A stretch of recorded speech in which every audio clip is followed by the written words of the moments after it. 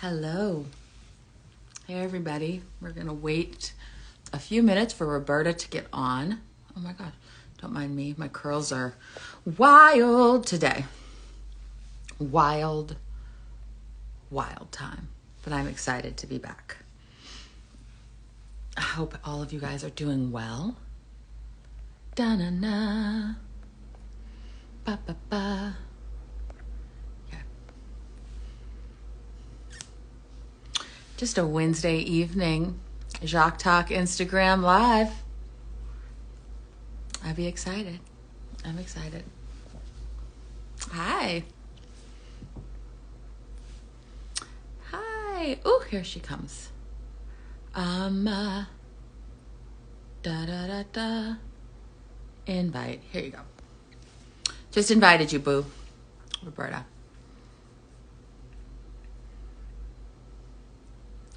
Dun dun. Did it work? Okay. See if it works this time.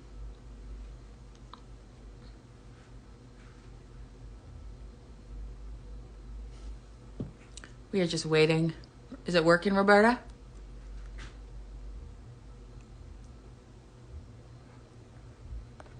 I keep inviting you.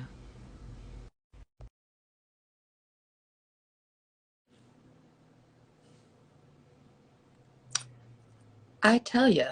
Except. There we go. Yes. Would it, the thrill of live, would it be as exciting if there wasn't the thrill like of live. technical I mean, the thrill of tech, the thrill of being a millennial and thinking we know what we're doing. But I'm like, I didn't have these things. I had a pager. Yeah.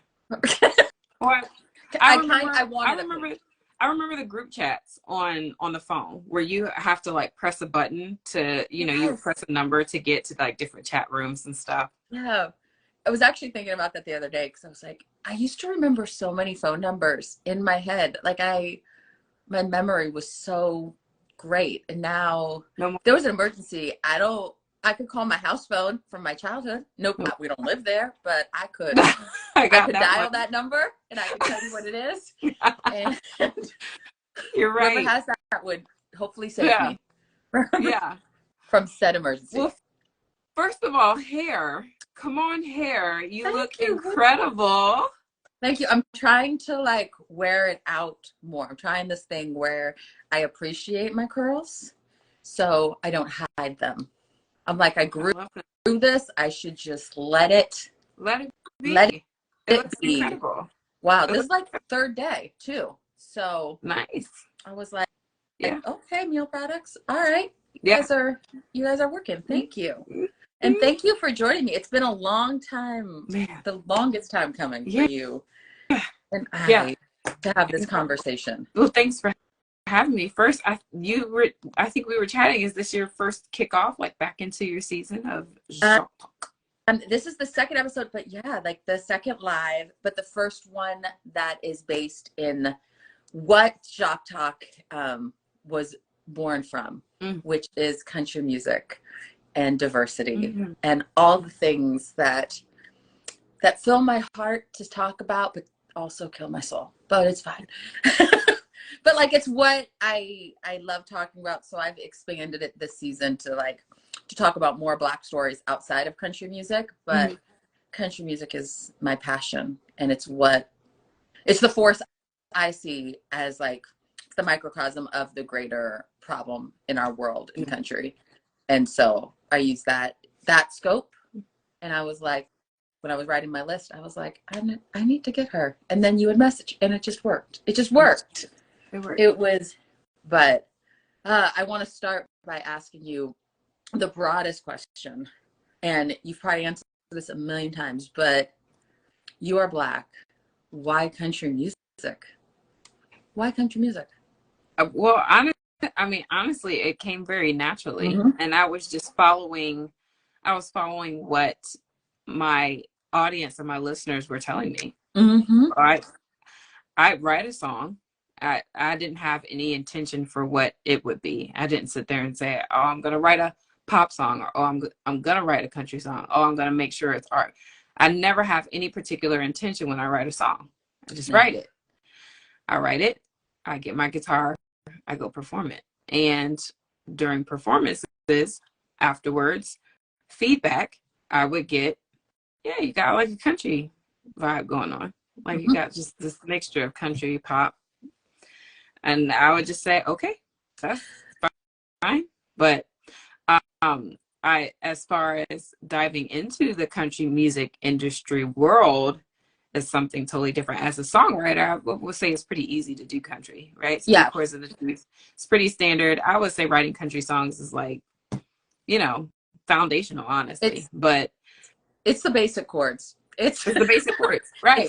It's a simple structure. Yeah, it's a very simple structure. So it's not hard to start country songs. I mean, a lot of popular songs cross over between R&B and country, right? So that's, you know, it's not hard to trip into the genre. Like, no, you blink and next thing you know, you're writing a country song. You know what I mean? But it's all born from the same genre. It's all born from the same place. It's only been separated by people. Yeah. So I would say the question probably leans more into how do we get into the country music industry, like CMT and like stuff like that. That's where it starts to get like, okay, you're in a new space now. It's a different space, and kind of piggybacking off of what you said, because Miko I always talk to her about like genres, because my stuff is very country soul, but those are like the same. It's just depending who's listening is what they call it. But she's like, your genre chooses you. Like, you just make the music. You're not in charge of what your genre is. So it's interesting, I feel, in our genre. And like, obviously in 2020, it was really loud. Now it's like a little quieter and just like more like whispers, but how they're like, I still hear like, well, this person is not in the genre, but I'm like, but the genre chooses you. Like, we're just singing the songs. We're just writing the songs, and they fit in this. But also, yeah, they could fit in R&B. They could fit in certain things when you add different instrumentation, because it's all born of the same instruments and of the same people. Yeah. And absolutely. And that's why I asked that question. It's like a loud question, but it's like, why? Because people always ask me, like, why do you sing country? That's so odd. And I'm like, is it though? Right. Because my family's from the South. Like, I'm a California girl, right. But I also like telling stories, and that leaves you kind of R&B or country, like for the storytelling aspect of songwriting. Yeah. Because pop isn't story driven. Not at all.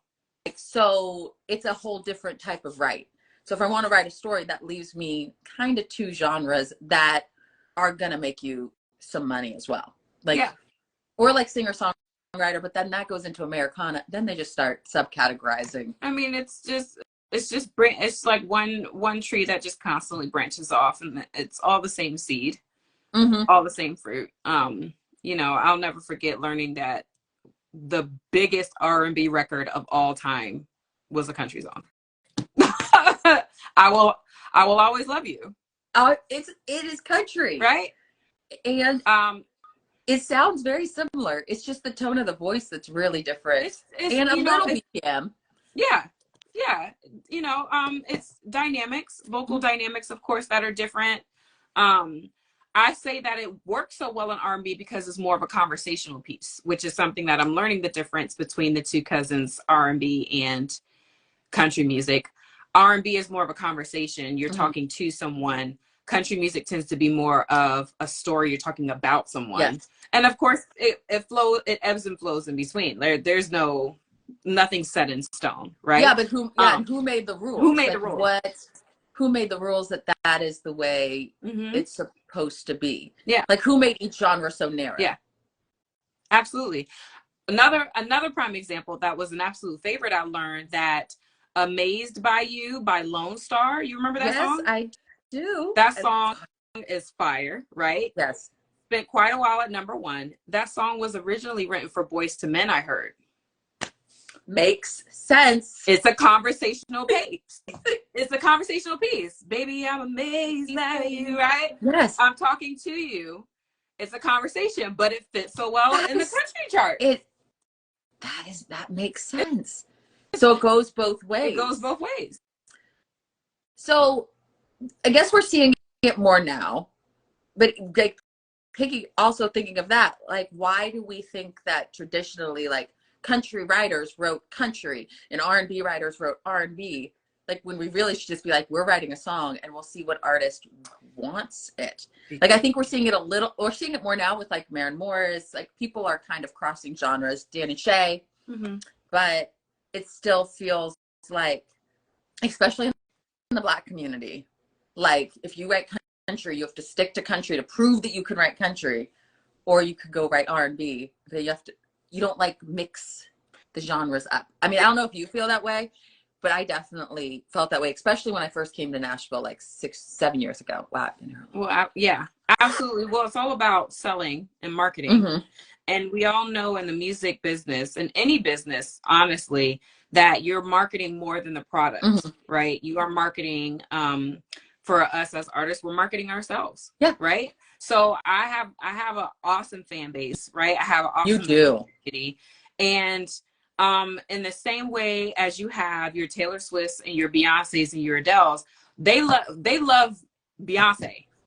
It doesn't matter if Beyonce is going to drop a dance record or R&B record or a country song, or it doesn't matter what she does. They have bought in and invested in Beyonce. So when we go to the music industry, hey friends, I see some friends joining. When we go to the side of the music industry and you see this conversation as like, oh, are you country enough? That is because they're trying to think of how to market, right? Yes, you're right. The same thing with Dolly Parton. Man, I was listening to some Dolly Parton records, like some way back records when I was on a road trip, and I was like, this girl over here singing R&B. Basically, I'm like, this girl over here singing pop, but she's a country music queen, right? But back to my point is that music industry, music business, when it comes to a business, there needs to be, you have to scale, right? You have to scale your business. So if you spend $1 on a t-shirt and then you turn around and sell that t-shirt for $10, then you can scale, right, your profit. You can start to see, okay, well, we sell a lot more mediums and larges than we do smalls and extra, right? There are all these details that a business needs to scale in order to work effectively. And so when we go to the music industry, that is what's tricky about crossing art over with business.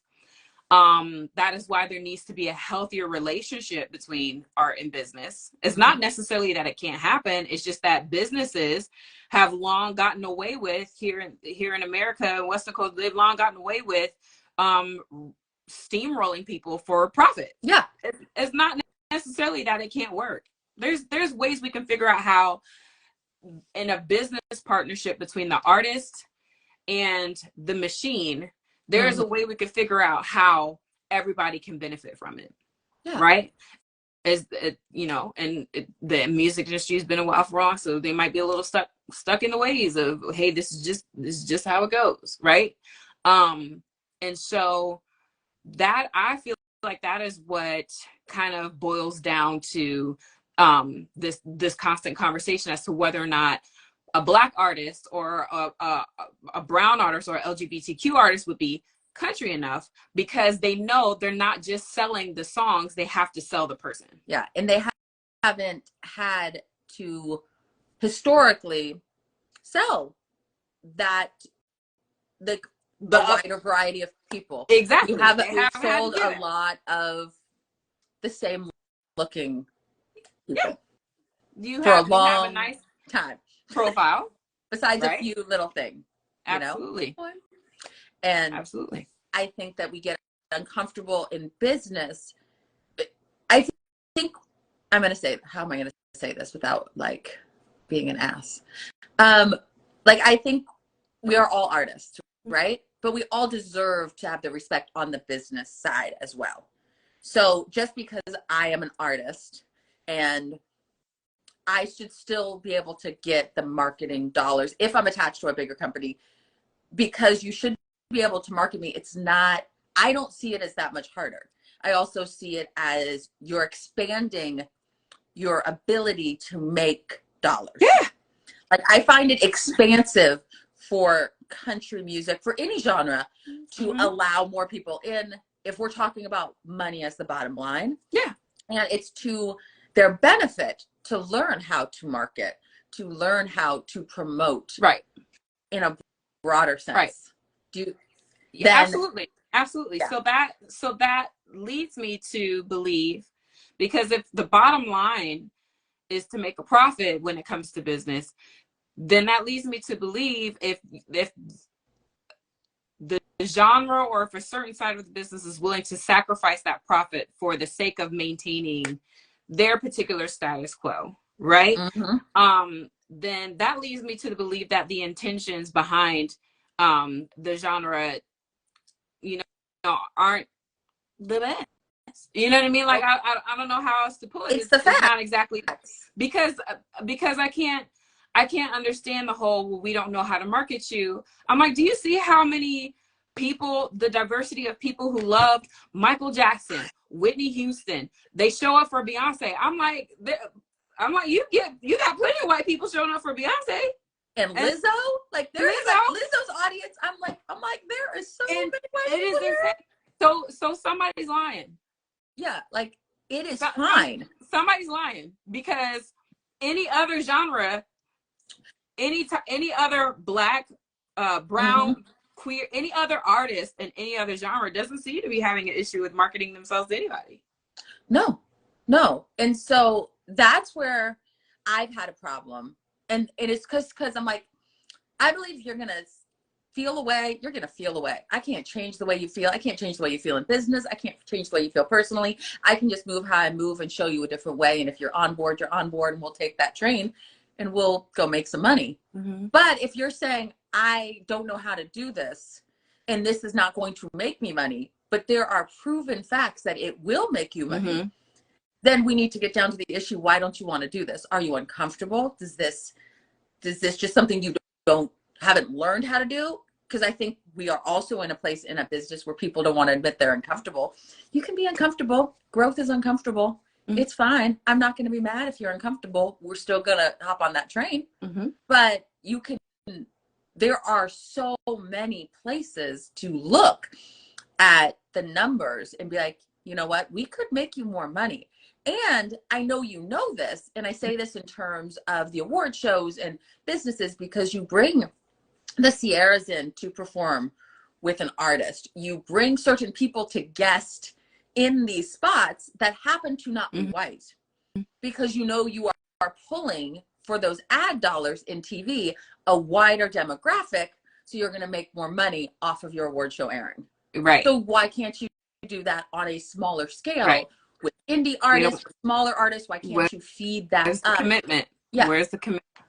That's what I don't understand. So, like, I see you doing it, but you're only doing it as like to help your dollars, but you're not really helping the artist, because you don't care about the artist, except for the few. Like, we have gotten better. There are more diverse artists on mainstream labels. Right. There are. But I also look and I go, I don't still believe they're getting the same help, the same budgets, the same things. And I don't want it to be just opportunity. That's where I go. I'm like, I want equal opportunities, but across the board. Here's the thing now too, and here's what I'll give the music industry just a little break. Okay. A little one. The thing is, now we're moving, people are making changes, people are having conversations, stuff is happening. Yes. Is it happening fast enough? I don't think so, but it's happening. It never does. But at the very same time that this diversity and this inclusion, this conversation is taking place, the industry is scrambling to figure out new technology and streaming and how to get paid from that, and how to, you know what I mean? So there's a lot going on in terms of the music industry that everyone's trying to figure out, right? And so I could understand why,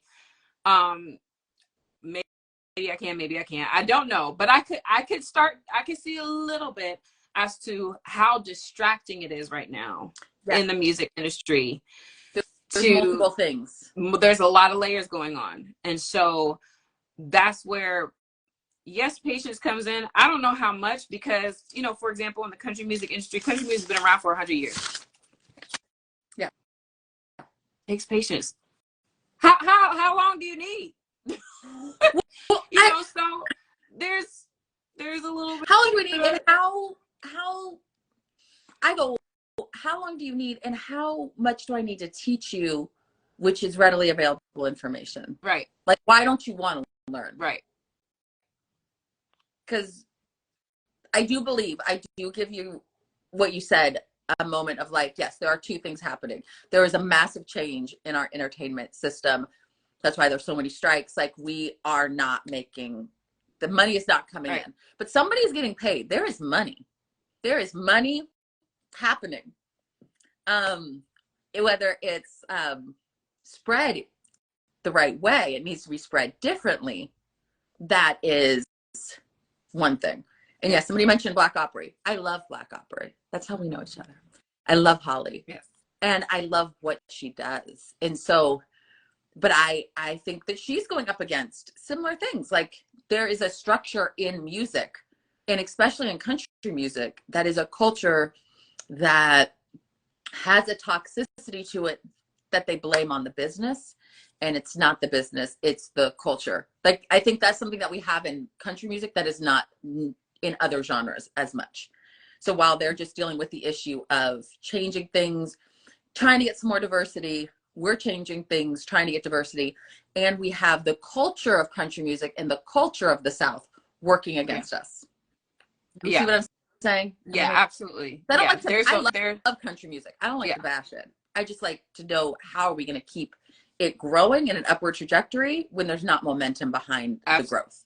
Besides people like Dollywood is helping, like Black Opry, like we have things, but also those, I need major as well to help. Absolutely. I mean, you make a great point. There is a cultural connotation to country music that, like you said, other genres just don't have. You know what I mean? Like, what is, and you're right. That is a whole nother front to battle with. And so it's great. You know, like you said, someone mentioning the Black Opry. Obviously, that's how we met. We're part of that movement. And what's great about what Holly is doing is that she is a voice that that does not have a conflict of interest. She is not an artist, right? She doesn't have she doesn't have a reason to put her dog in the fight, right? And that's what gives her and people like her plenty of mental space to do the ugly work for us. You know what I mean? When they have to, like someone said, who my friend Richard, hey Richard, when she went, you know, Holly is not afraid to raise a ruckus. What are you gonna do? Drop me off the label? What are you gonna do? Block me from Billboard? There's nothing you can do. What is there? You know, so it's a relief for me as an artist to be in spaces like Black Opry, Color Me Country, CMT. You have people like Leslie. You have folks who are just going to bat for artists. And I know for me personally, I wouldn't have gotten as far as I've gotten without that. You know, so like, I agree. I mean, like Leslie has done wonders for my career. Like Cam, the artist Cam, she has done wonders for my career. Cassidy Pope, Black Opry, I am so appreciative. And I have said things and had those DMs, like 2020, those DMs from Black songwriters in Nashville that said, if you were quieter, you're such a good writer, you would get in more rooms. Like, you're so loud and confrontational. And I'm like, I don't know if I'm being confrontational and just speaking the truth. It doesn't stop me from writing a good song. There are rooms I won't go in. I have a boundary. So I understand that even before walking in a door, I'm leaving money on the table, because there are people I won't write with. There are lines I won't do. But I've also experienced a lot of life. Like, I look young, but I'm not as young. I've already toured. I've already done so much that I feel like I can I can leave some stuff on the table. Yeah. Yeah. And not work with certain people because I don't need, I, Stephanie, don't need a deal that badly. I don't want a deal that badly because I don't know how to keep my mouth shut. So I will say something in that room that is just, it's gonna go badly. Yeah. And this town is built on relationships, as Tay said. Like, and so there's a harm to not having certain relationships, not being in certain environments, and saying things against people that are high up artists. Right. Like there's a cost, and there's not just a cost for us. There's a cost for major artists. Like you've seen it with Mickey, you've seen it with Marin. Like not like all the, like there's a cost for Cassidy for speaking up about topics that are not part of country music's culture. It has nothing to do with the music. It's about the culture. Yeah. And the same culture that screams free speech. But yeah, sure. Yeah. And Tay, I mean, like Tay's making a great point. You know what I mean? Like people, relationships, you know what I mean? Like they're getting deals because of who they know, you know who you know. So, when, trust me, America will know. There will be, oh yeah, absolutely. Absolutely. But you know, it's just, that's part of the journey when it comes to, you know, the music industry, and we're all just navigating it and doing the best we can. I'm gonna be honest with you. I got like 4 minutes left. Yeah, I have another meeting. Yeah, no, it's good. That's what I wanted you to, what I wanted to ask you before we ended. It's actually good that you said that because this is the most important question of you, like for you, I guess. I can't talk. I'm a little tired, you guys. There's a lot going on in the world. There's a lot going on. I'm gonna be real. Is knowing what country music is, knowing your artistry, who you are, like putting out a record, in all of that, what does freedom, like in this space, mean to you? As an artist, as a writer, as a creative, as all of the things, what does freedom mean? Freedom in a space like this means trust. You trust me to do my job. I used to be a teacher. And if I may say so myself, I was a pretty good one. When my old students see me in public, they come and give me a hug. So I guess I did something right. Because if you were one of those teachers, I remember I used to avoid the ones I didn't like, right? So, you know, I'm like, okay, I guess I did a pretty good job. And so one of the things about teaching is that, look, I got my degree. I don't need you breathing down my neck. I need you to trust me that I'm going to do what you hire me to do. Goodbye. And the same thing goes in the music industry. If you hear song after song after song, and you hear hit after hit, or you hear like, man, that one could be number one on Billboard, then if we ever sign a contract, if there's anything that ever happens, I need you to trust me that I am going to do what I'm good at doing. Yes, which you are very good at doing. On a little side note. Thank you. So yeah, freedom to me means trust. You know, I've heard so many times that people would get record deals and then suddenly A&R would just like mold them and conform them to what's on the radio. And that's not the uniqueness of who you were gets lost in the sauce. And to me, that's not trust. You know, that's not you're not trusting the artist to be who attracted you to them to begin with. You know, so I would say that summarizes the way I feel about freedom in the music industry. I need you to trust me. Well, thank you. I just want, before you go, I want to just say, like, your voice is spectacular, but also your presence and your peace and your joy on stage is what makes you the star you are. And your ability to have conversations like this, like, and to open us up for like meaningful dialogue. I appreciate you. I look forward to spending more time in your energetic presence. I just think I'm a fan. Thank you. That's what we're saying. I'd be a fan. We're coming up on a year to the first time we actually like finally met, right? That's the weird thing about social media, is that you're friends with folks for so long and then you finally meet. Yeah. So I absolutely love and enjoy your presence. I mean, you've been a very important pillar when I started my journey and getting involved and like following people. I'm following Columbia Country. I'm like just figuring things out. And there was right. There was, you know, there was Stephanie having these conversations and creating space. So I'm grateful for you. I'm grateful for you. And if anybody came in late, I will save this, and I look forward to the next one. And I look forward to being at the Grammys together one day, very soon. One day. It is happening.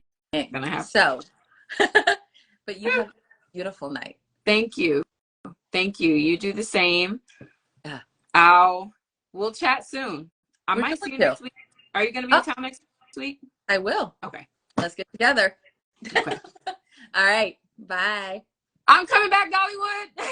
Yes, she's coming. I'm gonna ride in her car. Yes. Come on. You just say the word. You listen. You already know, friends. You don't have to tell me twice. Just send that email, and I'm there. Look at booking gigs. Yes, booking gigs. But okay, Steph. I appreciate you, love. Bye, girl. Okay. Bye.